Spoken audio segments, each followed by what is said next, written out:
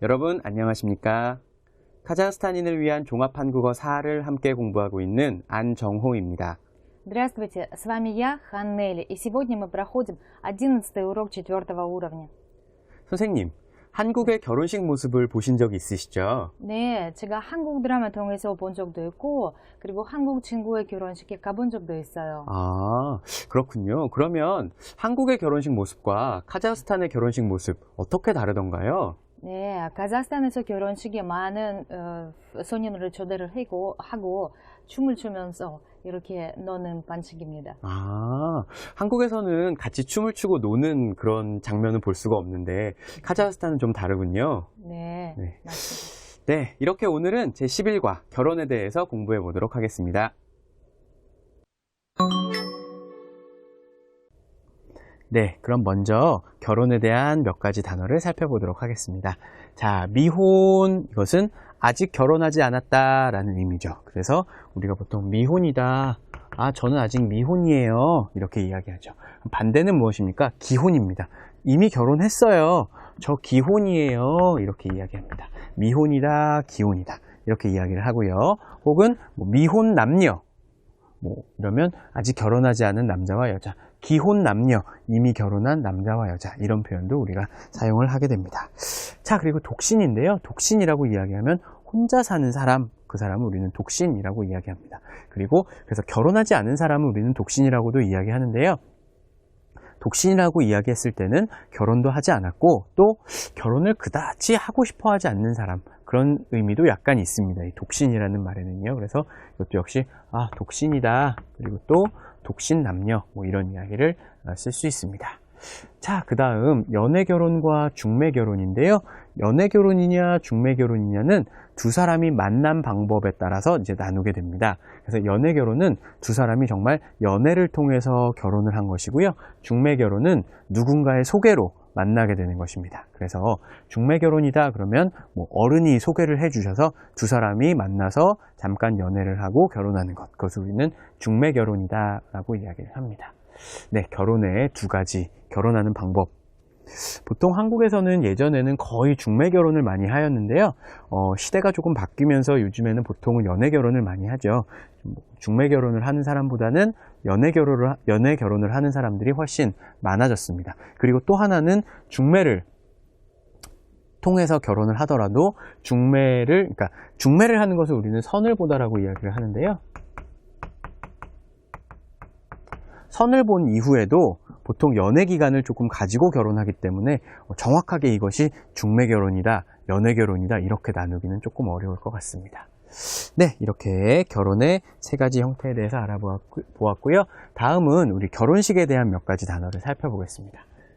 자, 남자와 여자가 만나서 결혼을 하게 되면 결혼식을 치르게 되죠. 결혼식을 치르게 되는데, 결혼식을 치를 때 우리는 가장 먼저 사람들에게 무엇을 보냅니까?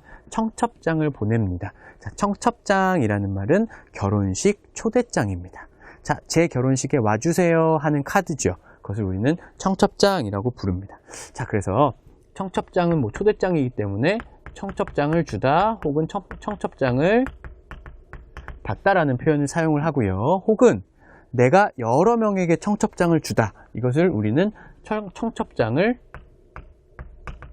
돌리다 라는 표현도 씁니다. 그래서 청첩장을 한 사람에게는 청첩장을 주다, 그 다음에 여러 명에게 청첩장을 돌리다 라는 표현을 사용을 합니다.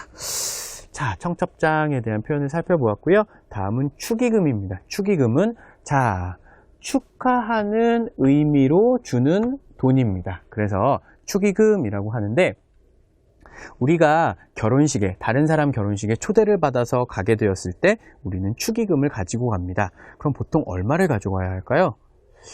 네, 그 사람과 내가 얼마나 친한가, 또 내가 어느 정도의 위치인가, 그것에 따라 다르겠지만 한국에서는 축의금은 절대 짝수로 하지 않는 관습을 가지고 있습니다. 짝수는 뭐가 짝수입니까? 2, 4, 6, 8, 10, 이것이 짝수죠. 한국에서는 축의금을 할 때는 절대 짝수로 하지 않습니다. 그래서 3만원, 5만원, 3만원, 5만원, 아니면 10만원. 10만원은 10만원은 짝수 아닌가요? 네, 10만원은 그냥 1로 생각을 하는 겁니다. 그래서 3만 원, 5만 원, 뭐 10만 원, 30만 원, 50만 원, 100만 원, 뭐 이런 식으로 축의금을 하게 되죠. 절대 2만 원, 4만 원, 6만 원 이런 식의 축의금은 하지 않습니다. 네, 그래서 축의금을 내다라는 표현을 쓰겠죠. 돈이기 때문에요. 축의금을 냅니다. 네, 다음은 패백입니다. 패백은 우리가 결혼을 처음 결혼식을 하고 나서 신랑과 신부가 신랑의 부모님께 드리는 큰절, 그것을 우리는 패백이라고 합니다. 그래서 동사는 패백을 신랑의 부모님이기 때문에 패백을 드리다 라는 표현을 사용을 합니다. 네, 패백을 드리다. 네, 이렇게 결혼식에 대한 몇 가지 표현을 살펴보았고요. 자, 그러면 다음으로는 결혼을 한 이후에 생기는 가족들에 대한 단어를 한번 살펴보겠습니다. 자, 이건 지금 여자의 경우 결혼을 한 이후에 남편의 어머니 아버지의 집, 그곳을 우리는 시댁이라고 이야기를 합니다. 그리고 결혼한 이후에 남편의 아버지는 시아버지, 남편의 어머니는 시어머니라고 이야기를 하고, 시아버지와 시어머니가 사시는 집을 시댁이라고 이야기를 합니다. 자, 결혼한 여자가 시댁이 있다면 반대로 또 뭐가 있습니까? 친정이 있겠죠. 자, 친정은 결혼한 이후에 우리 부모님이 사시는 집, 거기를 우리는 친정이라고 이야기합니다. 그래서 친정 부모님이라고 이야기를 하면 여자의 부모님입니다. 여자가 말하는 여자의 부모님. 자, 다음은 장인 장모인데요. 장인 장모는 장인이라고 이야기를 하면 이것은 신랑이, 그러니까 남자가 생각하는, 남편이 생각하는 자기 부인의, 자기 아내의 아버지, 아내의 아버지를 장인이라고 부르고, 장인이라고 말하고, 아내의 어머니를 장모라고 말합니다. 네, 그럼 부를 때는 우리가 어떻게 부를까요? 네, 여자가 결혼을 한 이후에 자기 시아버지를 부를 때는 아버님이라고 부릅니다. 자, 그리고 어머니를 부를 때, 시어머니를 부를 때는 어머님이라고 부릅니다. 자, 그리고 남편이 아내의 아버지를 부를 때, 장인을 부를 때는 어떻게 부릅니까? 네, 장인어른이라고 부르죠. 그리고 장모를 부를 때는 어떻게 불러요? 장모님이라고 부릅니다. 자, 이렇게 부르는 말을 우리는 호칭이라고 이야기를 하고, 이렇게 그냥 이것을 지칭이라고 이야기합니다. 명칭, 그렇죠? 그 자리의 이름인 거고요. 그래서 장인 이렇게 부르면 큰일 납니다. 장인어른 이렇게 불러야죠, 그렇죠? 부르는 말은 다 이렇게 따로 있다는 사실을 잊으시면 안 될 것 같습니다. 네, 이렇게 결혼과 가족에 대한 몇 가지 단어들을 살펴보았는데요. 그럼 이것을 가지고 문장 만들기 연습을 한번 해보겠습니다. Итак, посмотрим еще несколько новых слов. Итак, у нас ане омони, то есть мать жены. Это по-нашему будет теща. По-корейски это чангмо. То есть это теща, мать жены, а если свекровь, то это получается 시어머니. 시어머니 это свекровь. Итак, дальше. 아직 결혼을 하지 않음, то есть человек, который еще не женат. Это у нас ток신. Или это может быть чонгак, например, или чонё, агаси, в таком духе. Посмотрим следующее. 남편이 아내를 맞이하는 곳. Это у нас может быть чанга. То есть вообще обычно употребляется слово чанга когда, то есть жениться. А мужчины обычно, если женятся, то говорят, что он чанга касео. Если девушка, то сидип когда. Сидип когда. Или чанга когда. Вот это у нас слова, связанные с женитьбой.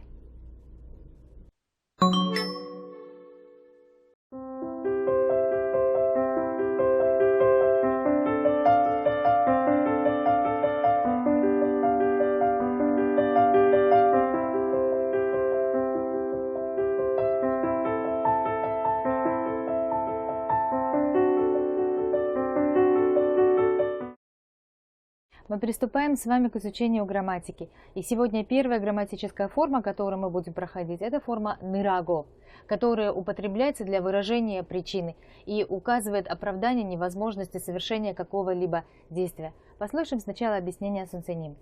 네, 그럼 저와 첫 번째 예문을 한번 살펴보겠습니다.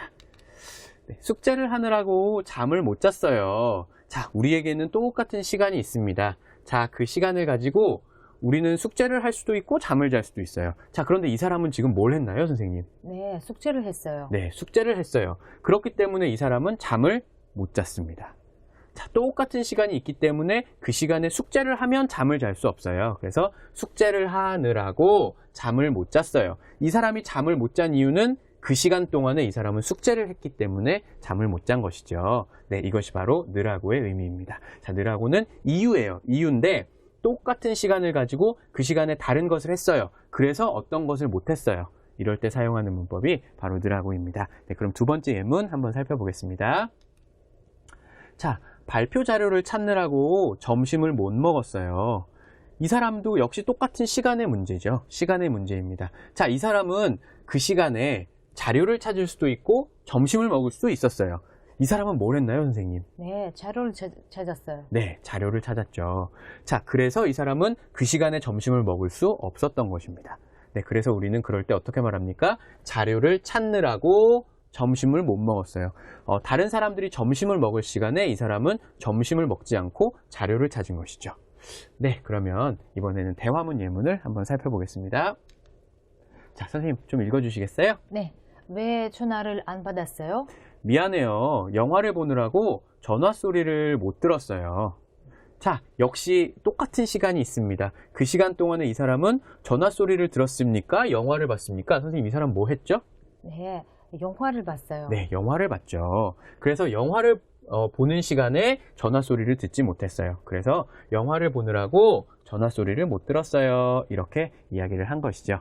네, 이것이 느라고 문법에 대한 예문이었는데요. 그럼 한넬리 선생님과 문장 만들기 연습을 계속 이어서 해보시겠습니다.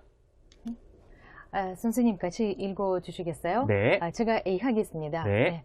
오후 회의에 왜 안 왔어요? 점심 먹고 낮잠을 자느라고 회의에 못 가고 말았어요. 네. И это у нас обозначает, почему вы не пришли на собрание. Я после обеда заснул, и поэтому в итоге так получилось, что я не смог прийти на собрание. Нераго выражает причину, по которой второе действие, например, не произошло. И выражается это обычно в негативных предложениях, то есть что-то с оттенком сожаления. Посмотрим второй пример. 두 번째 예문을 살펴보겠습니다. 네. 요즘 예스볼 씨가 바쁠 것 같아요. 취업 준비를 하느라고 그런 것 같아요. 네. И это обозначает, что в последнее время Есбол кажется очень занят. Да, он сейчас готовится к поступлению на работу, к выходу на работу, поэтому кажется, да, занят. То есть, одновременно, во-первых, выражается одновременность действия, вот через это окончание нерагу, и какое-то, может быть, не очень хорошее значение. 네, 그러면 두 번째 문법을 한번 살펴보도록 하겠습니다. 자, 네, 두 번째 문법은 던입니다. 네. И тон у нас обозначает и указывает на факты, действия или состояния, которые имели место в прошлом. Послушаем сначала объяснение 선생님. 네, 그럼 저와 첫 번째 예문 한번 보겠습니다. 제가 자주 가던 식당이 없어졌어요. 자주 가던 식당입니다. 자, 여기에 자주 간 식당이 아니라 자주 가던 식당, 이렇게 말하면 옛날에 제가 이 식당에 한 번 간 게 아니에요. 두 번, 세 번, 네 번, 아주 여러 번 갔어요. 식당입니다. 자, 그럴 때 우리는 던을 사용해서 문장을 만듭니다. 그래서 자주 가던 식당이 없어졌어요. 네, 이런 식당은 우리 단골집이라고 이야기하죠. 여러 번 네, 자주 가는 식당. 없어지면 굉장히 속상하겠네요. 그렇죠? 네. 네, 그럼 두 번째 예문 한번 살펴보겠습니다. 자, 여기는 제가 예전에 다니던 학교예요. 다니던 학교. 자, 학교는 선생님 한 번 가나요? 아니죠. 네, 학교는 매일매일 가죠. 그렇기 때문에 우리는 여기에 던을 옛날에 한 번 한 것이 아니라 여러 번 한 일. 그때 우리는 던을 사용해서 다니던 학교, 이렇게 문장을 만드는 것이죠. 그래서 지금 옛날 학교에 지금 같이 온 것 같아요. 그렇죠? 네, 그래서 예전에 제가 다니던 학교예요. 이렇게 누구에게 소개해주는 그런 말 같습니다. 네, 그러면 세 번째로 대화문 예문을 한번 선생님과 같이 읽어보겠습니다. 네, 선생님, 제가 먼저 읽어볼게요. 네. 조금 전에 제가 읽던 신문 못 보셨어요? 못 봤는데요? 네. 제가 읽던 신문입니다. 여기는 반복의 의미가 아니라 끝까지 다 읽지 않은, 중간에 그만둔 이런 의미가 있습니다. 그래서 읽던 신문 하면 이 사람은 신문을 끝까지 읽었습니까? 못 읽었습니까? 못 읽었어요. 네, 끝까지 못 읽었어요. 신문을 읽었는데 중간에 다른 일이 있어서 잠깐 어디에 갔다 온 것 같아요. 그래서 읽던 신문이라고 표현을 해서 근데 B는 굉장히 차갑게 못 봤다고 이야기를 하네요. 네, 못 봤는데요 라고 이야기를 하는데요. 네, 이렇게 던을 알아봤고요. 한넬리 선생님과 문장 만들기 연습을 한번 해보겠습니다. 선생님 읽어주시겠어요? 네, 여기는 내가 어렸을 때 살던 곳이에요. 네, это у нас обозначает то, что выражает значение о том, что раньше я когда-то жил в этом месте в детстве. И окончание «тон» имеет два значения. Во-первых, то, что в прошлом делалось очень долго, много раз. Например, я раньше жил в этом месте какой-то определенный длительный период.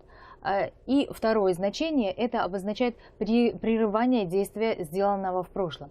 Например, 선생님 읽어주시겠어요? 네. 아까 마시던 커피는 어디 갔지? Это обозначает, что куда делось мое кофе, который я только что пил. И это означает, что кофе этот я пил, я его не допил. То есть действие было прервано. Но вот оно было совершено в прошлом, и это выражение прошлого выражено в этом окончании. 네, 이렇게 오늘 두 가지 문법 공부해 보았는데요. 교과서에 나와 있는 연습 문제 꼭 한번 풀어보시기 바랍니다. 네, 오늘 보실 대화문 영상은요, 유나 씨와 마지나 씨의 대화인데요. 유나 씨와 마지나 씨가 결혼식 준비에 대해서 이야기하는 그런 상황입니다. 자, 어떤 내용을 이야기하는지 한번 그 내용을 살펴보시겠습니다. 자, 결혼식 준비에 대한 이야기인데요. 신경 쓸 것이 너무 많아요. 자, 어떤 것을 신경 써야 하냐면 예식장, 결혼하는 장소죠. 그렇죠? 그다음에 주례. 자, 결혼을 할 때 내 앞에서 두 사람이 결혼을 하였습니다. 이것을 증명해 주시는 어른이죠. 주례, 또 축하하는 노래, 그다음에 식사. 준비할 것이 너무 많아요. 그렇죠? 자, 이럴 때는 필요한 목록이라는 것은 1번 무슨 일을 하고 2번 무슨 일을 하고 이렇게 리스트를 쓰라는 뜻입니다. 목록을 만들어 보세요.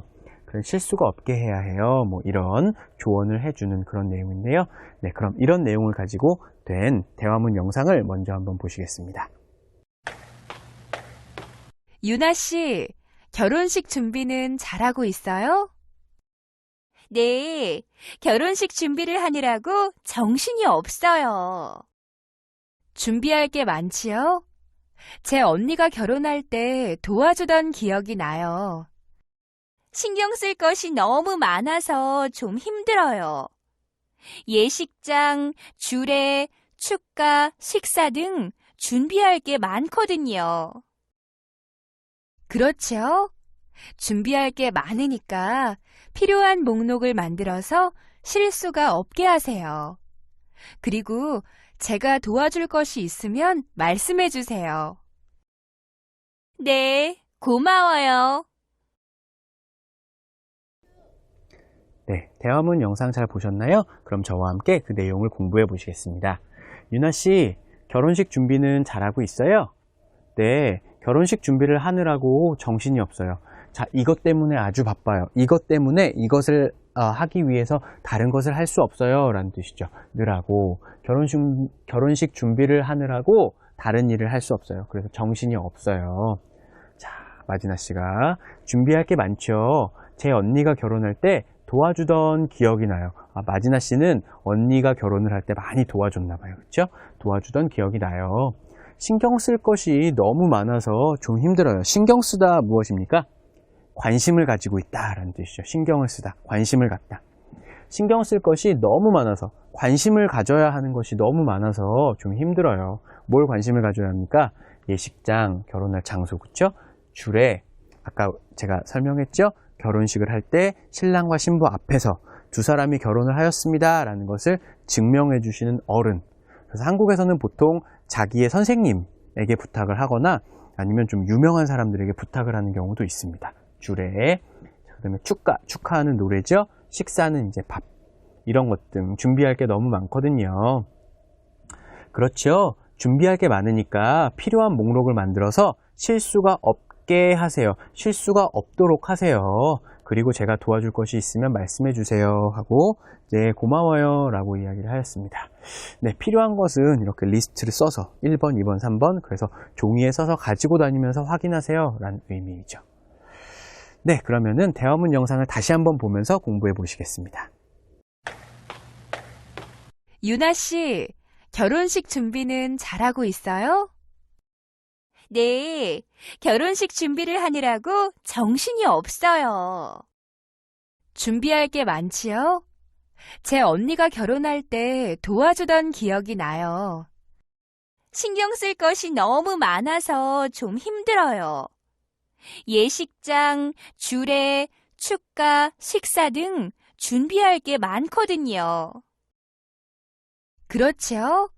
준비할 게 많으니까 필요한 목록을 만들어서 실수가 없게 하세요. 그리고 제가 도와줄 것이 있으면 말씀해 주세요. 네, 고마워요. 네, 그럼 저와 결혼식 문제에 대해서 대화문 만들기 연습을 한번 해보겠습니다.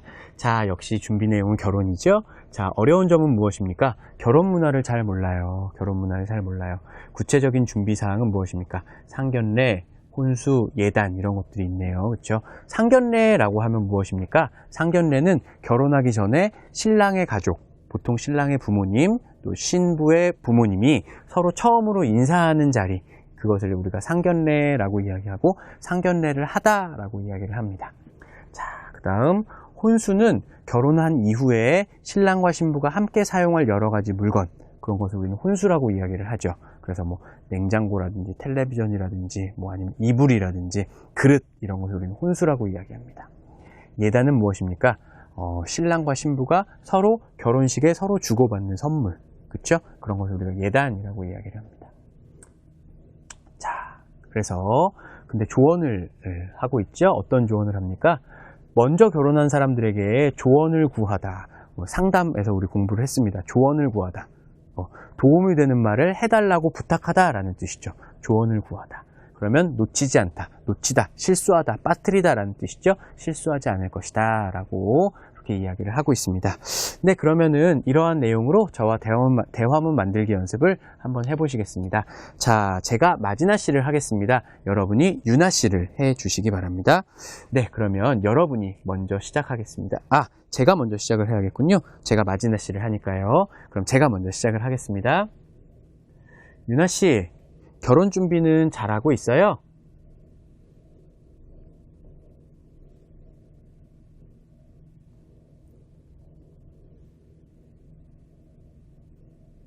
준비할 게 많지요. 제 언니가 결혼할 때 도와주던 기억이 나요.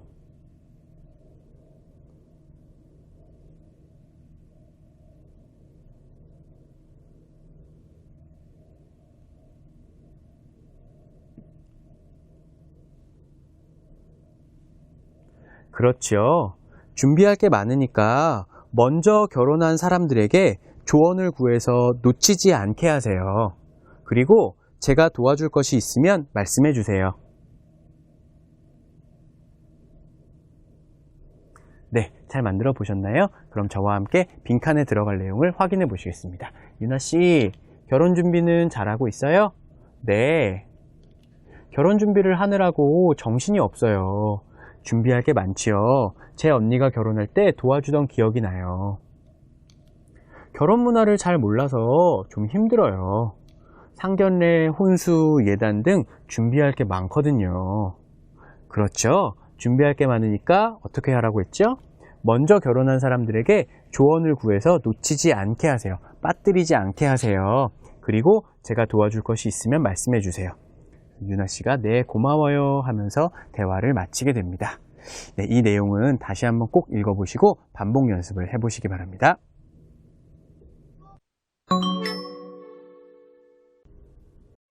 Мы приступаем с вами к чтению. Откройте, пожалуйста, учебник на странице 208 и вместе прочитаем текст про то, как в последнее время проводятся корейские свадьбы. Итак, 최근에 한국의 결혼식은 과거와 달리 그 격식과 절차가 많이 감소화되고 있다. В последнее время корейские традиционные свадьбы их 절차, получается, то есть процедура и формат сильно сократились по сравнению с прошлым. 그뿐만 아니라, и не только это. Но 수양식으로 결혼을 하기 때문에 из-за того, что в последнее время проводится свадьба в западном стиле, 요즘은 전통적인 방식으로 혼례를 치르는 경우는 흔하지 않다. То есть в последнее время тех людей, которые стали проводить свадьбы в традиционном виде, традиционным способом, их уже не так много. И в общем, хоть она и упростилась, эта процедура проведения свадьбы традиционной, и европезировалась сильно, здесь вот слог «хуа», он обозначает «стал европейским», то есть европезировался. Но до сих пор еще присутствует элемент традиционного проведения. И это именно пебек. Посмотрим, что такое пебек. Итак, пебек – это такой глубокий поклон, который невеста делает, придя в дом жениха. И старшие в доме жениха, то есть родители, бабушки, дедушки, они кидают ей на ханбок, на платье, плоды жужуба и каштанов, тэчунапан. Но в последнее время стала эта процедура проводиться таким образом. Она приняла формат проведения прямо в зале, где проводится свадьба. После того, как закончилась эта свадьба, селян и шинву, то есть жених с невестой, переодеваются в традиционный наряд и делают глубокий поклон родственникам мужа. И тогда, кромен, тогда старшие, они желают всю жизнь жить им счастливо, говорят такие речи с пожеланием счастья и бросают, опять же, тэчу и пам, то есть жужубы и каштаны, бросают на ханбок, то есть на традиционное платье невесты. И это обозначает, что они желают им иметь много детей. 자식을 많이 낳아라. И чтобы они, в общем, жили хорошо. 잘 되기를 바랍니다.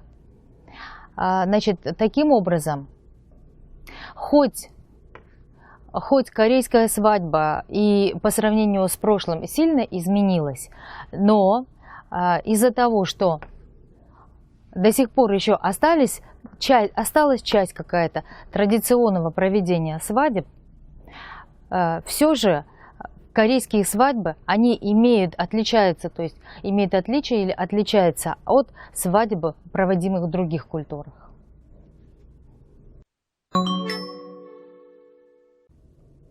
네, 오늘 쓰기는요, 배우자의 조건, 내가 결혼할 사람의 조건이죠. 그렇죠? 배우자는 나와 결혼을 해서 평생 함께 살아갈 사람을 우리는 배우자라고 이야기를 하죠. 그래서 배우자의 조건에 대해서 글을 한번 써보도록 하겠습니다. 자, 먼저 성격에는 어떤 조건이 있어야 합니까? 나와 성격이 비슷한 사람이 좋아요. 그리고 활동적이고 활동을 많이 하고 밝은 성격의 사람이 좋아요. 자, 내가 생각하는 성격의 조건이죠. 그렇죠? 다음으로는 외모 조건입니다. 자, 잘생긴 것은 중요하지 않아요. 잘생긴 것보다 인상이 좋은 사람, 그렇죠? 만약에 이 글을 쓴 사람이 여자라면 잘생긴 것보다 인상이 좋은 사람, 또 남자라면 예쁜 것보다 인상이 좋은 사람, 이렇게 쓸 수 있겠죠, 그렇죠? 외모의 조건이고요. 다음 직업의 조건입니다. 어떤 직업을 가지고 있든지 자기가 하는 일에 최선을 다하고 자기의 힘을 다해서 열심히 하고 라는 뜻이죠. 아주 열심히 하고 자신의 일을 좋아하는 사람이면 좋겠다. 그래서 직업에 대한 배우자의 조건이었고요.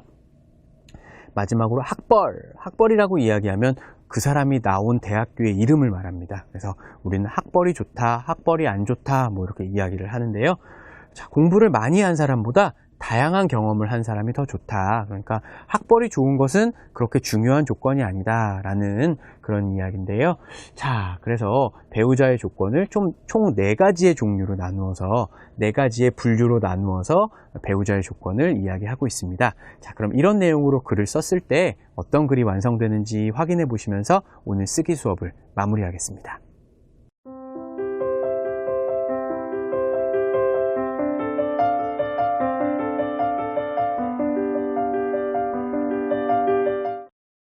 Сегодня мы прошли с вами лексику по теме «свадьба».